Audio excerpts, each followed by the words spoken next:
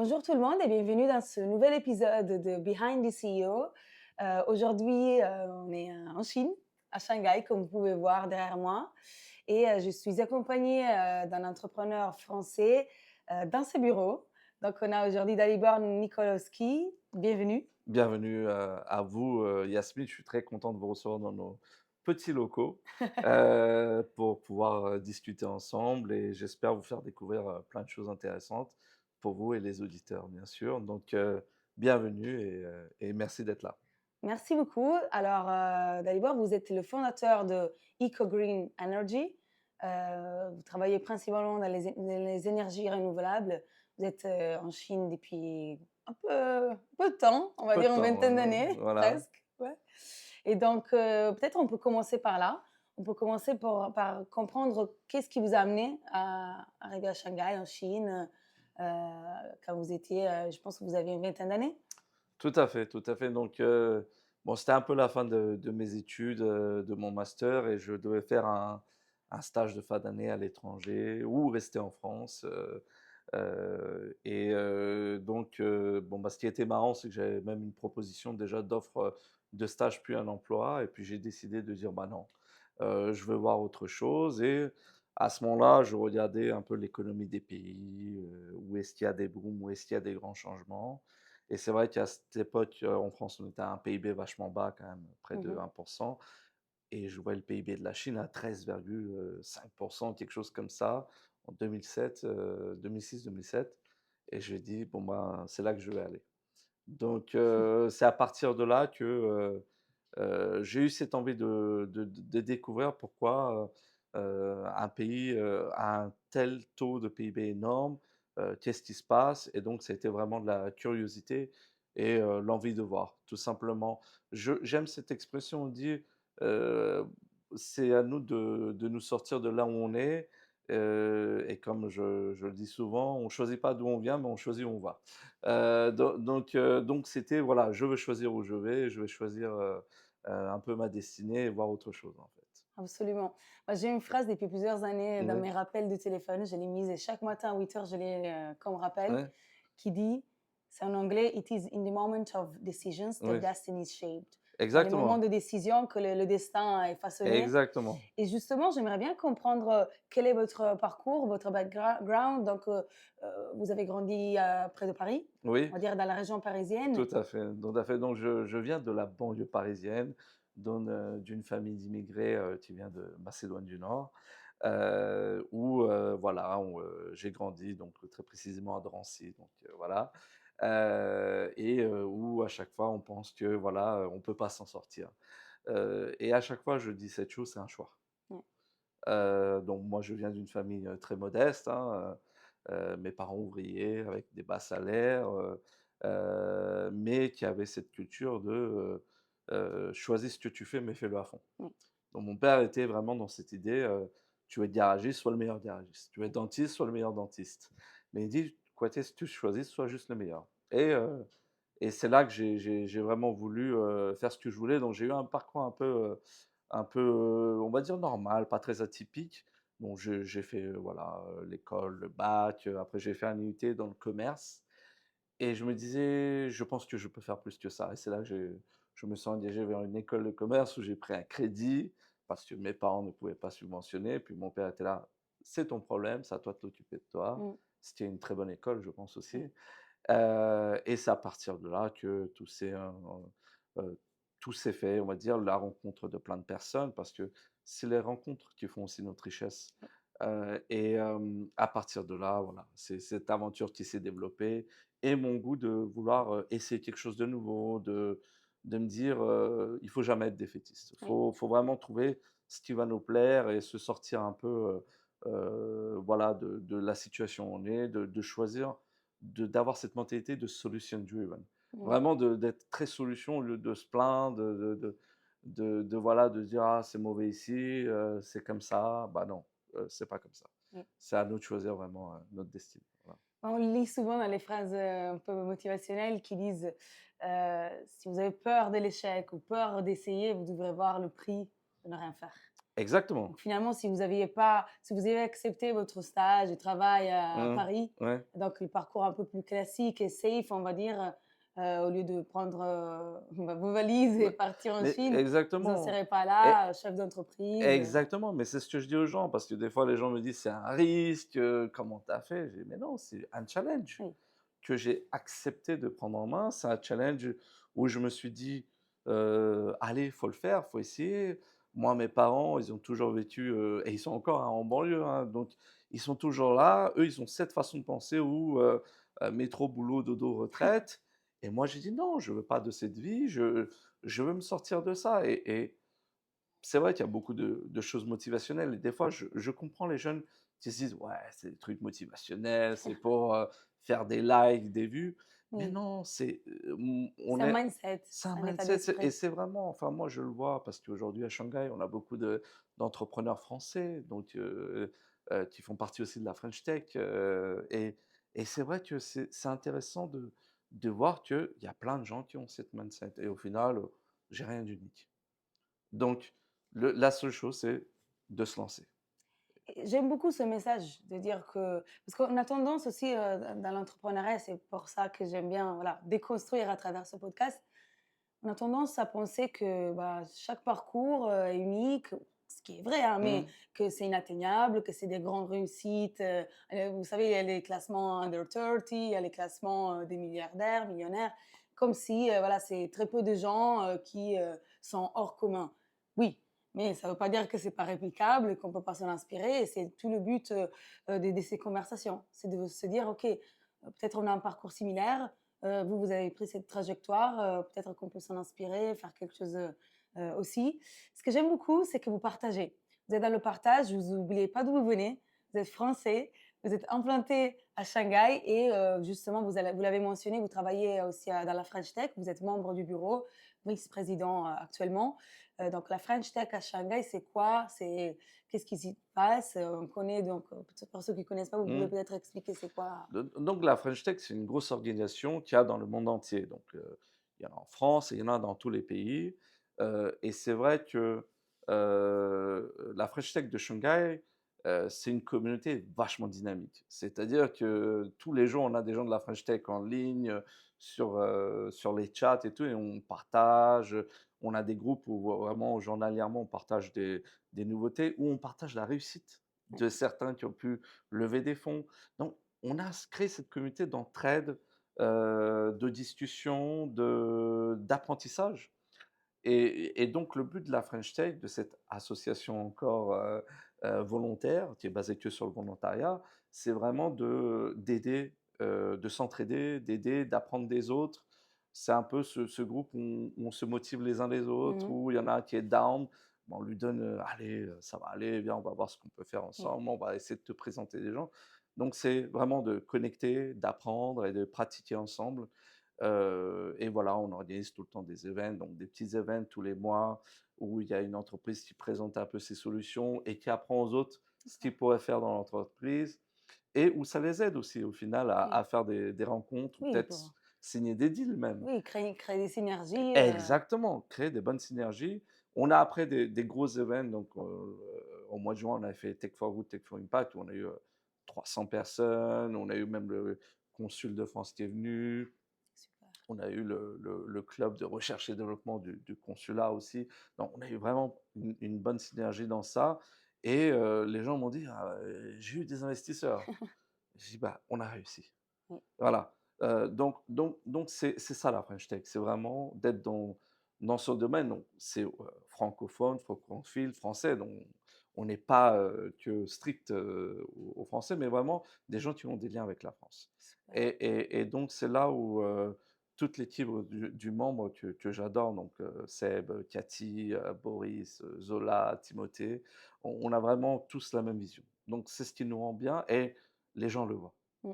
Donc voilà, donc notre but, c'est vraiment de faire réussir ces choses et on espère attirer, plus de membres, qui soient actifs. On espère aussi avoir, des membres, qui viendront nous rejoindre, aussi dans la présidence et tout ça. Donc on est vraiment dans cet investissement qu'on a en commun et où, bien sûr, on a eu affaire à des difficultés.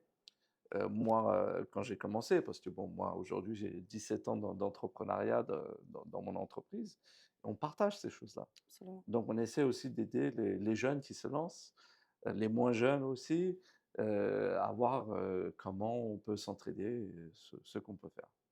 En Donc, effet, voilà. on dit souvent que, en anglais, entrepreneurship is a solo journey. C'est Mm. vraiment un parcours très solitaire. Ouais.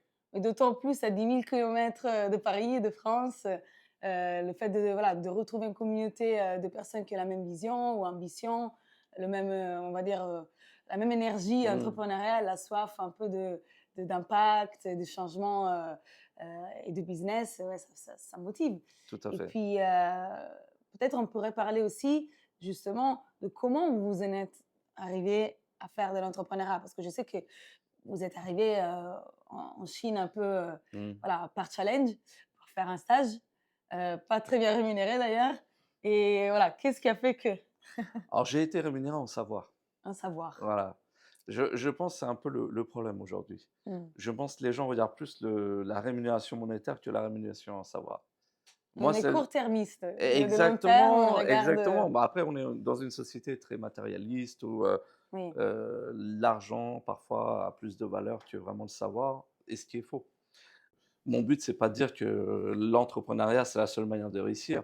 Il y a aussi la possibilité de gravir les échelons dans une entreprise, d'être un très bon manager ou leader et tout ça. Alors moi, quand je suis arrivé en stage, c'était voilà, c'était un stage où j'étais là pour finaliser, c'était de l'import-export. J'avais fait ce que je pouvais pour vraiment euh, voilà, m'adapter à une culture qui était nouvelle. Ce qu'il faut savoir, c'est que ça peut être très difficile pour des gens qui viennent d'arriver de s'adapter à cette oui. culture asiatique. Surtout avant, hein. Aujourd'hui, peut-être c'est Exactement. encore plus Ah, aujourd'hui, c'est cosmopolite. plus ouvert. Mais Aujourd'hui, quand vous êtes arrivé ah voilà, non, à l'âge de non, 20 ans, 25 ans, exactement. c'était. Donc, moi, je ne comprenais pas les choses. Je ne comprenais pas pourquoi en Chine, on buvait de l'eau chaude à chaque fois. Je ne comprenais pas. Il y a plein de choses où j'avais des difficultés. Donc, c'est vrai que je me rappelle même que j'avais fêté mon anniversaire de 23 ans et que j'étais tout seul et triste parce que j'étais là, mais qu'est-ce que je fais là? Je suis perdu, on ne me comprend pas, je ne les comprends pas. Et puis voilà. Puis je me suis remis en question en me disant, bon, je suis ici, il faut que j'accepte, il faut que j'embrasse la culture, il faut que j'arrive à apporter quelque chose à ça. Oui. Et donc, de fil en aiguille, en faisant mon stage, en travaillant, en me dédiant, en essayant d'apporter un petit savoir-faire européen dans l'entreprise, bah, le directeur a vu des efforts et a vu des résultats. On peut que juger par le résultat, malgré que j'étais payé très peu. Mais j'avais aussi beaucoup appris de cette expérience parce que j'ai vu comment travailler avec d'autres personnes dont la culture était très différente. J'ai vu comment le business se passait, j'ai vu comment tout fonctionnait et j'avais appris énormément.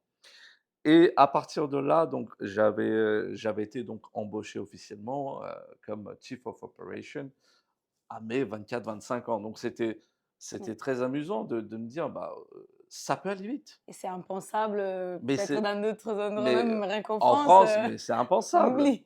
c'est impensable. Mais le problème, c'est que moi, quand on m'a proposé ça et que j'ai dit «oui», c'est que je me mettais tout le monde à dos. Ah Donc ouais. donc c'est vrai que Ça crée pour de la jalousie ça aussi, la crée de réussite, la hein. alors Ça peut je sais créer. pas, mais en tout cas, c'était une situation confortable D'accord. que j'ai dû avoir à faire face. Et c'est vrai que, par exemple, en Chine, c'est les gens qui restent le plus longtemps qui doivent devenir Oui. manager. Donc, un mec qui était là que 6 mois et qui devient manager, il y a un truc qui cloche.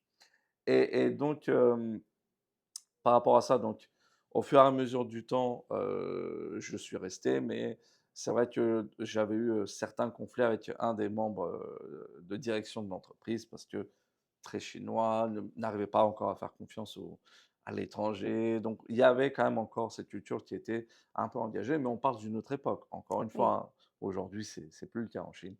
Et donc, j'avais décidé de partir. Sauf qu'en partant, il y a il y avait un des employés que j'avais formé, qui travaillait avec moi, qui voulait à tout prix me rejoindre. Qui a dit: Et «Tu pars, je pars aussi». voilà, exactement. Et ce qui était marrant, c'est qu'on a donné la démission en même temps. Et bon, ils étaient tout bleus, les directeurs, mais voilà, tout s'est bien passé. Donc, on est parti. Et puis là, on se disait, bon, bah, il me disait, bah, qu'est-ce qu'on fait? Je disais, ah ouais, mais bah, qu'est-ce qu'on fait? Et il me dit, bah, est-ce que tu as eu un projet et tout? Et puis, je me rappelais d'un projet que j'avais fait en école de commerce sur les énergies renouvelables, le solaire. Et à partir de là, j'avais étudié en me disant, il y aura un manque d'énergie, il y aura un besoin d'avoir plus d'énergie propre. Tu avais déjà peut-être compris un problème, identifié le J'avais déjà problème. compris un problème, j'avais compris que l'industrialisation allait avoir besoin de plus d'énergie aussi, tout simplement, qu'il y aurait, bon, bah, voilà, plein de choses. Et donc, c'est à ce moment-là que je me suis dit, allez, je vais me focaliser sur ça. Bien sûr, au début, énormément de challenges. Les gens ne faisaient pas confiance au solaire. Comment ça, un panneau solaire, ça fait de l'électricité? Et donc voilà, les prix étaient extrêmement chers. On n'était pas beaucoup sur le marché, donc voilà, on a dû construire tout de A à Z. Déjà, éduquer. Oui, On ne devait pas vendre, on devait d'abord éduquer les gens. C'était ça c'est sûr. le gros truc. Et puis on devait faire comprendre que voilà, même si on était jeune, on pouvait faire un bon produit. Mmh. C'est vrai que ça peut être aussi, dur de vendre quand on est jeune et qu'on a une tête de bébé et d'arriver et de dire: «Bah non, Oui, bah» d'avoir un côté aussi un peu, bah, de faire exactement, confiance, qu'on puisse nous faire confiance. exactement. Et d'ailleurs, je sais qu'aujourd'hui, vous êtes, le seul Français, on va dire, qui, produit en Chine. Donc la Ouais, seule entreprise française qui ouais. produit en Chine, parce que d'habitude, Appartenant à un Français, voilà. appartenant en Français, Le seul au monde en tout le seul cas. au monde, Voilà, le seul au monde. Donc c'est important de le dire. pour le renouvelable, je veux Voilà, dire. pour le renouvelable. On Voilà, pas reste, pour le reste, non, non, pas pour le mais reste. c'est vrai que, de pouvoir, on va dire, gérer de A à Z la production, la vente, donc tout le cycle, du produit, bah, vous avez la main, vous savez exactement ce que vous vendez, Exactement. comment vous le faites. Vous Mmh. avez dû aussi, voilà, acquérir un peu de qu'on vous fasse confiance au sein des usines, et puis, bon, vous avez fait votre usine, en fait. C'est tout à fait. Donc dans ce qui est intéressant, c'est que moi, je voulais avoir ce mariage, franco-chinois, Mmh. où là, je me suis dit: «Il y a vraiment une bonne infrastructure en Chine pour faire des choses». Mais il y a encore alors à cette époque-là, il y avait encore le savoir-faire à mettre en place qui était pas trop développé. Donc pour ça, on avait fait aussi le bureau en France, où on a mis, recherche et développement, de la représentation. Voilà, jusqu'à aujourd'hui, tout ce Voilà, qui est innovation, développement, recherche, voilà. c'est en France, dans vos Alors c'est en bureaux, France, mais c'est aussi en Chine. aussi en Chine. Donc on arrive à allier maintenant les 2 recherche et développement, mais le but de la France, c'est aussi de bien comprendre le marché. Mmh. C'est là où des fois les entreprises chinoises ont du mal, ils essaient de vendre un truc où le client il est là: «Non, c'est pas Mmh. ce qu'on veut». Et donc voilà, on est arrivé à faire ça, puis, on s'est dit: «Bon, bah, pourquoi pas avoir notre propre usine?» On a construit de A à Z l'usine. On avait un terrain à Vaud, il y a du terrain à Vaud, on a construit l'usine. On a une usine de 25 000 m² qui est Mmh. très belle, qui se trouve à Menton, où on a les dernières machines et bien sûr, même sur notre usine, on utilise des panneaux solaires. C'est sûr. C'est bien de donner des leçons, mais il faut l'appliquer à soi-même. Donc voilà et on a construit notre usine et aujourd'hui, c'est une aventure de 17 ans quand même. Donc on va aller bientôt sur nos 18 ans et on va tout faire pour que ça dure. Mais c'est vrai que, ce qui est dur dans ce contexte, c'est qu'aujourd'hui, on est sur de l'hyper-compétition. Oui, ça a Heu, changé. Ça a Les temps ont changé, changé. tout à fait et c'est vrai que bon, en tant que Français, des fois, on se dit, «Est-ce que mes compatriotes français vont me soutenir à travers, mon aventure? Est-ce que des entreprises qui sont dans l'installation, la distribution vont plus acheter à nous?» parce qu'il Mmh. y a un directeur français qui s'est battu toute sa vie pour faire quelque chose de bien et c'est vrai que là, on n'a pas encore cette attache d'avoir, les clients qui supportent donc on est obligé tout le temps aussi de convaincre, de dire: «Oui, mais vous savez, je Mmh. suis français». «Ouais, mais vous c'est votre usine ou pas?» «Oui, c'est mon usine, donc ça fait Oui. 17 ans», donc Oui, mais ça a un ça peu fait, c'est encore nouveau de se voilà, dire que, bah, vous avez justement fait ce ouais, mariage France-Chine. exactement. Et d'ailleurs, bah, il y a quand même 73 pays, Oui, où vous opérez, tout donc à de fait, clients, tout à fait. donc une présence à l'international, une différence de culture, hein. On a eu dans votre bureau, on a pu voir j'ai pu voir, bah, des collègues un peu de partout. Bien sûr. Heu, cette richesse aussi culturelle, je pense que ça apporte, beaucoup à l'entreprise. Exactement, exactement, parce que j'ai toujours compris que, pour offrir un bon produit et un bon service, il faut comprendre la culture. Mmh, C'est pas c'est là où beaucoup de gens, ou en tout cas beaucoup d'entreprises, ne comprennent pas, c'est pas qu'une histoire de langage. mmh, C'est pas qu'une langue, moi j'ai des gens, ils me disent: «Je parle telle langue, telle langue». Je dis: «Ouais, mais est-ce que vous comprenez la culture du mmh, pays? Est-ce que vous comprenez ce qu'ils ont besoin réellement?» Et c'est là où je me suis dit: «Non, il me faut cette multiculturalité dans mmh. l'entreprise». Donc ça soit, de pays, générationnel, homme-femme, etc. Donc, on a vraiment voulu faire attention à ça. D'ailleurs, une autre chose, que j'aimerais bien comprendre, je sais que l'on avait parlé en off, c'est, quel est le rôle de la femme dans la culture chinoise et surtout dans l'entreprise chinoise, française, mais en tout Ouais, cas, je sais que vous avez eu beaucoup d'expérience aussi en travaillant avec des femmes et qu'il y a beaucoup ouais, de femmes, dans votre bureau, il faut le dire, parce ouais. que c'est bien d'encourager aussi à Ah, mais l'égalité, parité des genres, bien sûr. et ouais, Alors, moi l'égalité, si vous voulez, moi, je mets pas de genre. Moi, c'est l'égalité dans le résultat que je c'est regarde, sûr. surtout. Et c'est vrai qu'en Chine, la femme a une force énorme. Et d'ailleurs, dans mes commerciales, on va dire, ou commerciaux, parce qu'il y a les 2, il y a beaucoup de femmes. Parce que les femmes chinoises, ont toujours été désavantagées par rapport aux garçons. Par exemple, si une famille a un garçon et une fille, ils vont plus mettre, de l'attention vers leur garçon et moins vers la fille. En tout cas, ça l'était il y a 20 ans. Et donc ces filles qui ont eu moins d'attention, qui ont dû se débrouiller d'elles-mêmes, Mmh, ces 20 dernières années, aujourd'hui, c'est des femmes indépendantes, mmh, qui ont la force de frappe, qui ont l'envie de réussir, qui veulent se prouver aussi mmh. et prouver aux autres qu'elles peuvent y arriver. Ce qui fait que quand j'ai des candidats, donc femmes, hommes, je prends la femme. Parce que Mmh. je vois une confiance, je vois une sûreté.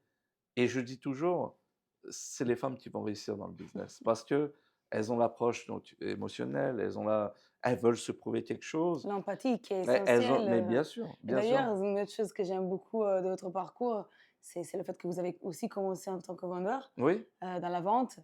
C'est mon parcours aussi et je oui, pense que c'est des skills essentiels. L'humain, qu'on soit chef d'entreprise ou un start-upper, oui. dans son garage, faut savoir vendre à l'investisseur, vendre au client, comprendre le besoin du client, Mmh. mais c'est beaucoup d'humain. Bah, Gérer les employés, les exactement. conflits. Je pense que des fois, les gens s'en rendent pas compte. Que quand on voit des influenceurs et tout ça, Mmh. ils ont fait de la vente. Ou ils font de la vente. Et les gens s'en rendent pas compte. Bon, aujourd'hui, il y a des influenceurs tels que Alex Hermosi, et plein d'autres, et où les gens comprennent pas que, au final, le point commun, et là où tout le monde doit se être, c'est faites un peu de vente dans votre vie. Ouais. Faites un peu de vente parce que même, je disais, Elon Musk, Bill Gates, Steve Jobs, ils ont fait de la vente, ces gens-là. Ils viennent du monde Ils des viennent de la sales. vente, ils viennent de la vente. Même des fois, moi, j'ai mes j'ai une phrase dans l'entreprise, je dis, hem, «Nous sommes pas tous des vendeurs, mais on doit tous savoir comment vendre l'entreprise». Enfin, il y a une Oui, phrase oui, quelque chose comme ça. en anglais, c'est dire, même si vous êtes RH, même si vous êtes marketing, même si vous êtes des finances, sachez vendre la boîte, C'est un peu le sachez. poumon de la boîte, Mais hein. Si tu vends pas, exactement. bah, tu Mais pas de et revenus. après je leur dis: «Mais c'est pour vous aussi parce que vous saurez vous vendre vous-même, Mmh. pour un emploi, pour une opportunité, pour un sales pitch, Mmh mh. pour avoir des investissements, il faut savoir se vendre». Oui. Donc je dis toujours à tous les jeunes, quand vous voulez entreprendre ou si vous voulez faire quelque chose par vous-même, ayez une petite expérience dans la vente. Ça peut vraiment vous apprendre à faire du networking, à monter votre structure parce que vous aurez une approche meilleure commerciale et tout ça. Et c'est vrai que des fois, moi je le vois, c'est que quand on a des réunions avec des clients en ligne et tout, et puis les vendeurs me disent: «Est-ce que vous pouvez venir nous aider un peu?» Je dis: «Bien sûr». Et puis là, tout ce que je leur apprends, je leur montre. Je dis: «Ouais, ah ben», et puis à la fin, je rajoute des arguments de vente et je suis plus directeur à ce moment-là, je suis vendeur. Oui. Tu mets Et ta là, casquette, voilà, l'autre et casquette. là, les vendeurs, ils disent: «Ah ouais, donc il fait vraiment de la vente. Donc c'est le Oui. directeur, mais c'est un vrai vendeur. C'est un vrai requin». Et je dis: «Mais oui, au final». Il faut se dire, la vente, c'est vraiment la base de tout. Mmh mh. Le travail, de tout entrepreneuriat, de tout leadership, c'est vraiment la vente. Je suis vraiment d'accord. Mmh. Alors, donc notre devise dans le podcast, c'est, en anglais «Build, lead, doubt, start Mmh. again», donc construire, diriger, douter, recommencer. Mmh. Est-ce que vous avez un exemple d'un moment, surtout peut-être au début, de votre parcours, d'entrepreneuriat, où vous avez douté et peut-être dû, faire un virage, essayer de rattraper, des erreurs, est-ce que vous avez un exemple concret qui puisse, inspirer d'autres personnes? Moi, étant en Chine, c'est vrai qu'au début, j'ai douté. Surtout que, comme j'avais dit, pendant, 10 mois, j'ai dû manger des nouilles tous les jours avec un budget de 10 yuan par jour. Donc 10 yuan, à l'époque, c'était à peu près 1,50 €. C'est pas les nouilles déjà faites, Ah enfin, non, non, non, non, c'est celles au restaurant, non, non, non, c'est non, vraiment non. celles dans la petite Ouais, boîte ouais, qu'il voilà, faut. où il faut mettre l'eau chaude et manger. Et c'est vrai que C'est un sacrifice. quand au bout de 3 mois, 4 mois, 5 mois, 6 mois, il y a pas de rentrée d'argent, que je suis même obligé d'emprunter de l'argent à ma petite sœur qui avait, à peine 18 ans, parce que j'avais honte de demander à mes parents. Et puis, que je me disais: «Merde, j'ai dit à tous mes amis, à ma famille, je vais en Chine, que je vais réussir et tout». C'est un peu l'orgueil de se Oh, dire: «Je il vais y y a arriver». bah, il y avait l'orgueil et Oui. puis il y avait, surtout, pas auprès d'eux, mais auprès de moi-même, de dire: «Si je réussis pas, c'est vraiment que je peux rien faire, quoi». Mmh. Et donc il y avait ces doutes-là, mais au final, heu, c'est, on va dire, grâce à ces doutes ou grâce à cet orgueil que je me suis dit: «Non, non, je vais pas être dépressif, je vais essayer différentes façons. Mmh. Je vais appeler 2 fois plus de clients, je vais doubler le truc». C'est malheureusement ce qui manque aujourd'hui aussi Oui. aux gens. C'est qu'ils se disent pas: «Mes résultats sont mauvais, ah, c'est comme ça, c'est le marché». Mais non, essaye plus, donne-toi plus, mets-toi plus à fond. Bah, je pense que c'est aussi la résilience, c'est Exactement, une compétence clé d'un entrepreneur, c'est de se dire: «Oui, je vais échouer 10 fois, mais si j'y crois et que je m'y mets et que je change un peu les choses et que je réadapte, bah, peut-être je vais finir par y arriver». exactement. Résilience et Et consistance consistance. ensemble. Parce qu'il y a des gens qui disent: «C'est la motivation qui compte». Non, parce que la motivation, elle est comme ça. Mais la consistance, elle est C'est la toujours, discipline. voilà, c'est une discipline qu'il faut tout le temps, tout le temps, tout le temps garder. Ouais. Quel que soit l'âge, quel que soit le niveau de vie, je pense qu'il faut garder cette consistance et c'est ce qui fait qu'il y a des entreprises qui durent longtemps. Oui. Malheureusement aussi, ce qu'on voit dans le paysage, de l'entrepreneuriat, c'est qu'il y a beaucoup de short term. Mmh. Beaucoup d'entreprises qui viennent, qui montent des fonds, qui ont des fonds et qui ne sont plus là. Et Oui, on dit et et souvent que ouais, c'est 5 ans l'âge moyen, il ne dépasse pas les 5 ans ou les 3 à 5 voilà, ans mais de c'est peut-être start-up. qu'ils n'ont pas eu un plan au-delà de Ouais, 5 ans, c'est aussi ça. c'est ça. Ou ils n'ont pas voulu, garder cette énergie, garder ce travail. Mmh.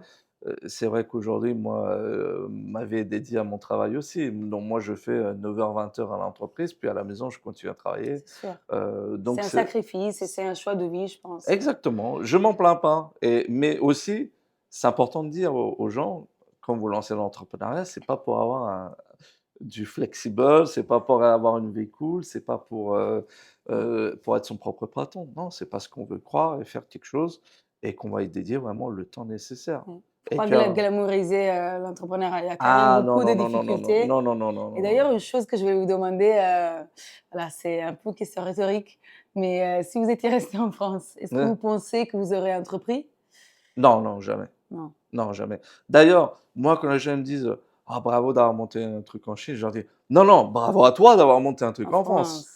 Ah non, non, moi Disons qu'ici, enfin, c'est quoi la principale différence? Est-ce que, vous pensez que ben, j'imagine qu'il y a plus d'obstacles, au niveau bureaucratique déjà, voilà, moi, je déteste l'administration en général, je suis un peu, mmh. voilà, allergique, mais ouais, c'est vrai qu'il y a beaucoup, peut-être beaucoup plus de réglementation, en Europe en général, hein, mais Bah, si je devais citer des points d'efficacité en Chine, c'est déjà pour faire les choses, c'est rapide.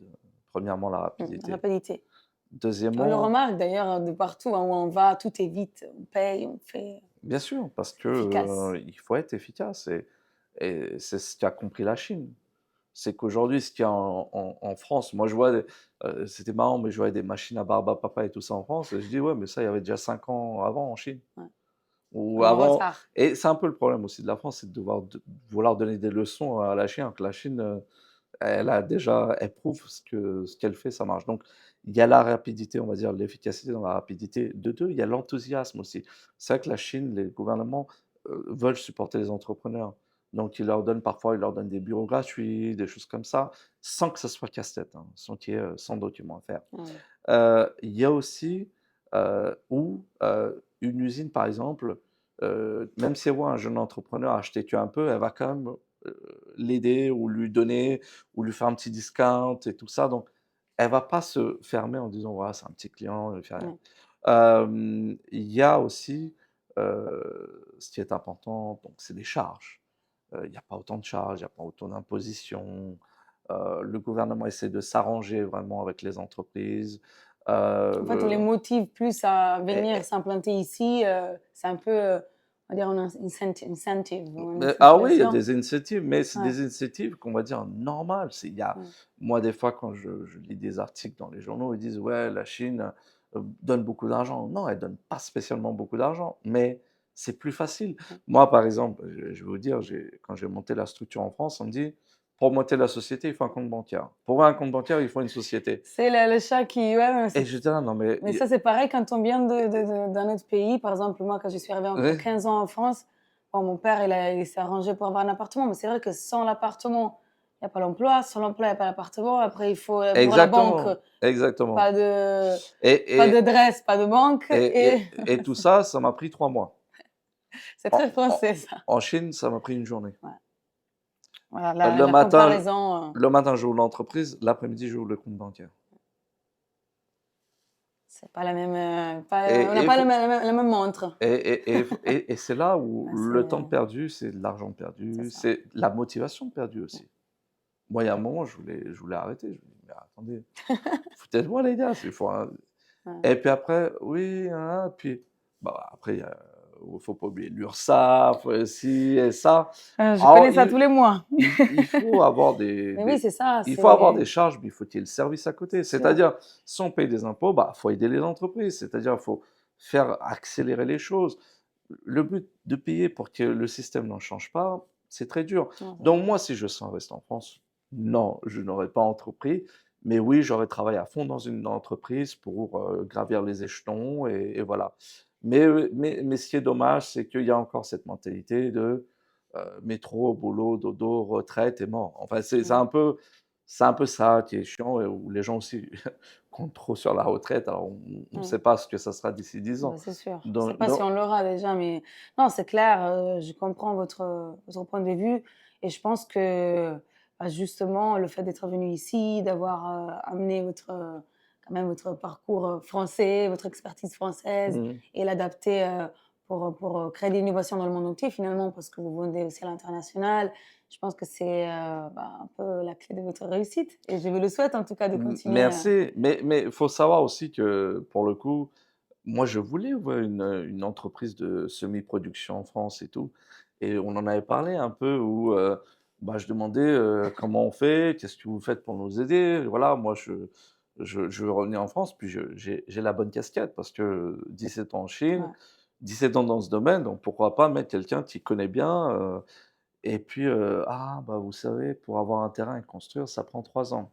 3 ans Ouais, et ici ça heu prend j'ai 3 mois. construit l'usine donc d'un terrain vague Oui. et je l'ai mis en route au bout de 7 mois. 7 mois, waouh! Bah, il y a pas photo. Au bout de 7 mois, Ah donc oui, tout de A à Z, tout est nouveau, tout de A à Z et d'ailleurs, j'espère qu'on pourra faire une vidéo dans l'usine une prochaine fois prochainement. comment dire? Pareil pour avoir une usine, déjà existante, et pour l'avoir, c'est au bout de 6 mois, mais pour passer les réglementations, il faut 6 mois en plus. Et j'étais là: «Mais oui, mais C'est bon, démotivant, c'est, si ça prend il trop y a» voilà, longtemps. alors moi je suis pas non plus, génial, mais je me dis: «Si c'est comme ça pour tous les bons entrepreneurs qui veulent revenir en France, qui veulent recréer quelque chose et qu'on leur met des bâtons dans les roues et qu'on les aide pas ou qu'on leur dit pas: "Bon voilà, on vous donne un petit budget, on vous fait ci, on vous fait ça, revenez, embauchez des gens, faites des choses, nin nin", Mmh, c'est un peu dur. Moi, ce que je vois, par exemple, dans mon domaine que je connais bien, il y a 2 usines qui sont en train de se faire.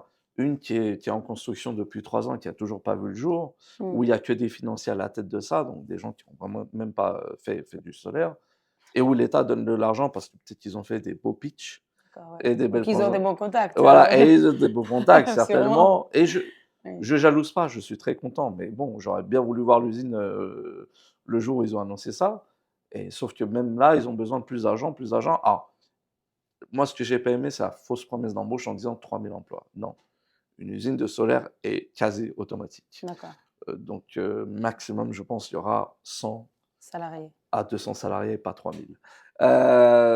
Et pareil, là, il y a une usine chinoise qui va s'installer, qui est purement chinoise, qui aussi, je pense, a eu un bon deal avec certaines parties du gouvernement, qui va aussi s'installer. Et je me dis: «Bon, bah, c'est dommage, ils sont pas venus vers moi alors que voilà, il y a Oui. quelque chose à faire». Donc moi, je me plains pas et je suis content pour les autres et qu'ils réussissent surtout. Mais voilà, je pense que, dans ce contexte, la France devrait aussi favoriser les Français à revenir, à recréer de la richesse en France, C'est ça. à offrir certains avantages pour que les gens puissent revenir, réindustrialiser, voilà, embaucher plus et cetera et cetera. Oui, pour faire finalement Et dans tous remarcher les et tourner domaines, la exactement, dans tous les l'économie domaines. française.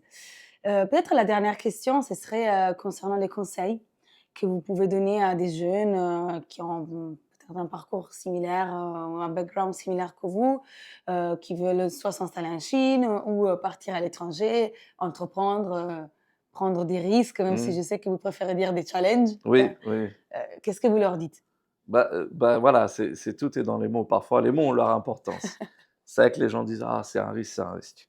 On ne vit qu'une fois.